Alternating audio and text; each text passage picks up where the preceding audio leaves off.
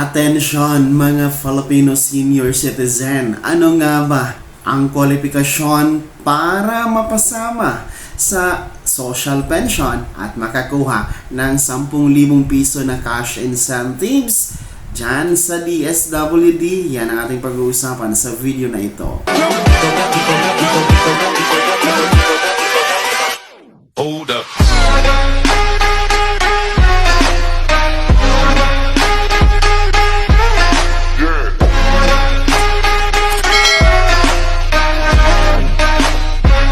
Hello mga ka-vlogs! Welcome dito sa aking YouTube channel. Magandang araw po sa lahat ng mga manonood.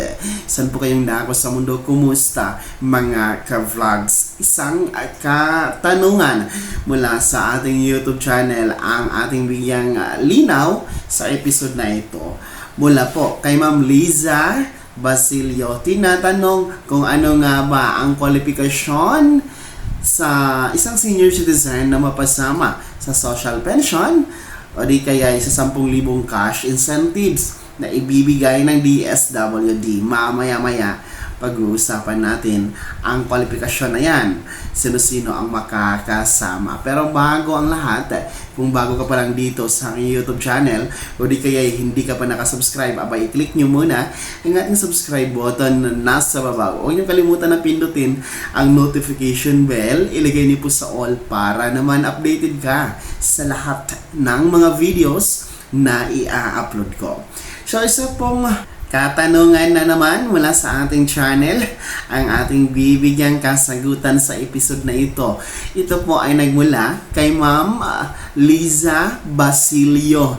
Ayan, shoutout sa iyo Ma'am Liza Basilio. Ang kanyang katanungan mga ka-vlogs ay ano nga po ba daw ang kwalifikasyon ng isang senior citizen, no, para mapasama sa programa, no, ng gobyerno. I think ang tinutukoy niya ay ang social pension at itong ating 10,000 pesos cash incentives for our senior citizen na 80, 85, 90 at 95 years old, no, sapagkat ayon sa kanya last year 2023 pa siya di umano ay nag-apply at hanggang ngayon ay hindi pa nga siya napasama kung ano-ano na po daw ang kanyang pinapakitang mga dokumento nagpapatunay na siya isang senior citizen, pero hanggang ngayon ay hindi pa siya na-validate at tela mahirap nga daw talaga mag-apply sa gobyerno. So ito po ang ating lilinawin ngayon, no? Para sa iyo Ma'am Liza Basilio, no, ang katanungan mo kasi yung kwalifikasyon. Well, ina-assume ko ang katanungan mo is ang DSWD Social Pension. Ano ang kwalifikasyon? So, ang DSWD Social Pension, malinaw naman po ang criteria na inilabas ng DSWD. Ngayon, uulitin ko na naman ito para talaga mas malinaw sa inyo. Una po, para mapasama dito sa 1,000 piso na social pension sa ilalim ng DSWD, kailangan po ang senior citizen ay napabilang sa tinatawag na indigent. Indigent, ibig sabihin, una, walang nagbibigay na pera, walang nagbibigay ng sustento mula sa anak or kapamilya, no? Pangalawa, walang source of income, no, walang negosyo, wala talaga, as in, walang mapagkukunan ng pambili ng gamot or pagkain, no? Pangatlo, may karamdaman. Pang-apat, may kapansanan. Panglima, sila po yung mga walang pambili, no, ng kanilang pangangailangan gaya ng pagkain at gamot, walang pagpapagamot. So yun po yung criteria na sinasabi ng DSWD IRR para masundan itong social pension para mapasama po kayo. So alin man doon sa sinasabi natin na criteria, no, kahit isa lang doon, abay kasama po kayo sa social pension na 1,000 piso ang buwanang matatanggap, Ma'am Liza Basilio. So ang pag-apply naman po sa social pension, no, ang process po nito, Unang-una, mag-apply po kayo through OSCA, no? Office of the Senior Citizen Affairs. Diyan sa inyong barangay, meron po mga senior citizen organization, no?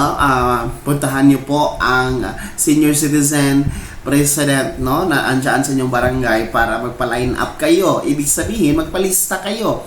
Dahil hindi po agad-agad na kayo ay mapasama sa social pension. Dahil kailangan pa po ng evaluation. So, i-evaluate kung talagang kayo ay pasok sa criteria na hinahanap ng DSWD sa social pension.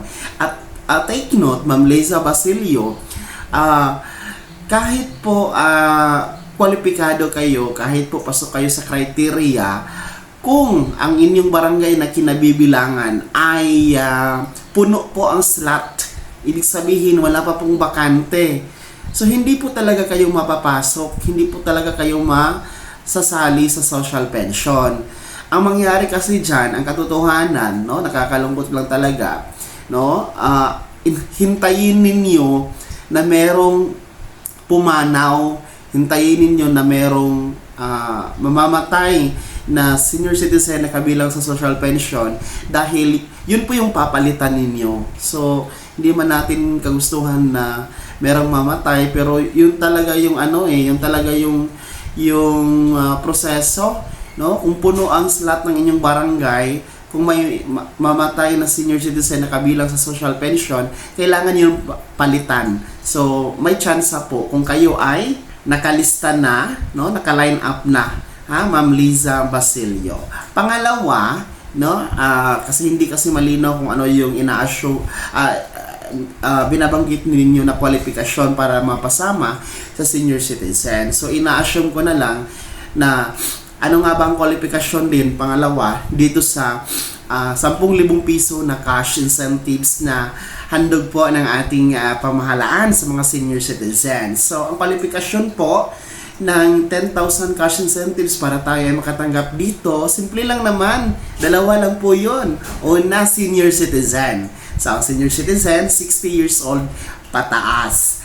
And then, ito, makinig po kayo, ang pangalawang kwalifikasyon para makakuha ng 10,000 cash incentive mula sa DSWD, kailangan po kayo ay may edad exact na 80, 85, 90 at 95 years old. Yes, no? Kasi cash incentives po ito, paunang cash advance para sa ating pagiging centenarian, no? Yung pagiging 100 years old natin, since hindi naman lahat nakakaabot doon, so kaya po nagkaroon po ng amendment yung Centenarian Act of 2016 na bigyan po ng 10,000 cash incentive yung mga senior citizen na 80, 85, 90 at 95 years old. Kaya lang, Ma'am Liza Basilio, itong 10,000 piso na cash incentives na ipamamahagi po sa mga may edad nga ng 80, 85, 90 at 95 years old, hindi pa po ito nagsisimula. Sapagkat ngayong taon lang ito na-approve, no? Napirmahan ng Pangulong Marcos at ito nga ay wala pang budget this year kaya hindi pa ito nagsimula. So, good news sapagkat next year, 2025, napasama na po ito sa national budget at meron nga itong pondo na 3 billion pesos for next year. So, ibig sabihin, Ma'am Liza Basilio, next year po, kung kayo ay may edad 80, 85, 90 at 95 years old, abay, kayo po ang pwedeng maka-apply, makakuha ng 10,000 piso na cash incentive mula sa DSWD hatid sa mga senior citizen na may exact edad na 80, 85, 90 at 95 years old.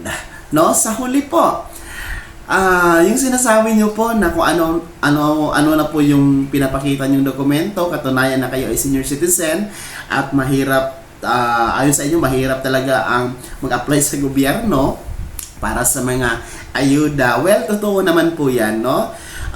Kung nasubmit nyo na po ang lahat-lahat ng dokumento na nagpapatunay na kayo ay senior citizen at kabilang kayo sa mga kwalifikasyon, abay, wala na po yung problema no? I-follow up nyo na lamang po sa inyong senior citizen president dyan sa inyong barangay o di kaya sa OSCA head sa inyong LGU, Ma'am Liza Baselio. And totoo naman po talaga na mahirap talaga sa pagkuha ng ayuda mula sa gobyerno gaya nitong social pension at 10,000 cash incentives. Talagang kailangan dito ng matinding bakbakan sa pag-apply, no? Sapagkat meron talaga tayong sistema sa Pilipinas na tinatawag na palakasan system.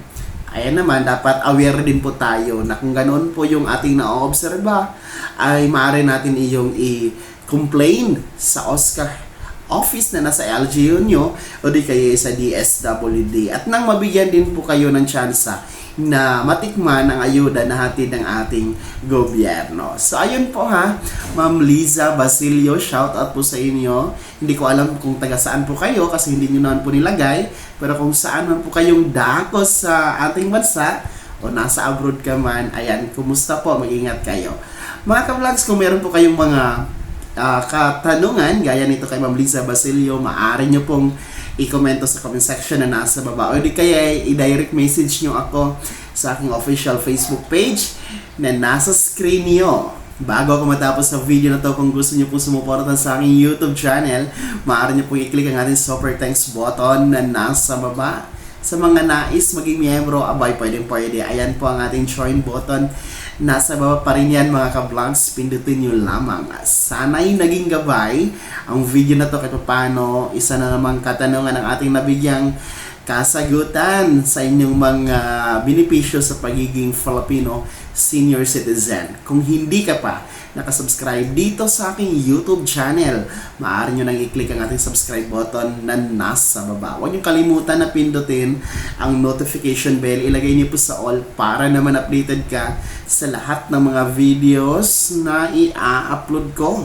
Maaari nyo ding i-like ang video na to. At kung meron ka pang mga katanungan, maaari nyo i-komento sa comment section na nasa baba. At paki-follow na naman po ang ating official Facebook page na nasa screen nyo. Muli po, ako si Daniel Timpawa na nagsasabing dito sa aking YouTube channel, Pawang Katotohanan at lahat totoo lamang.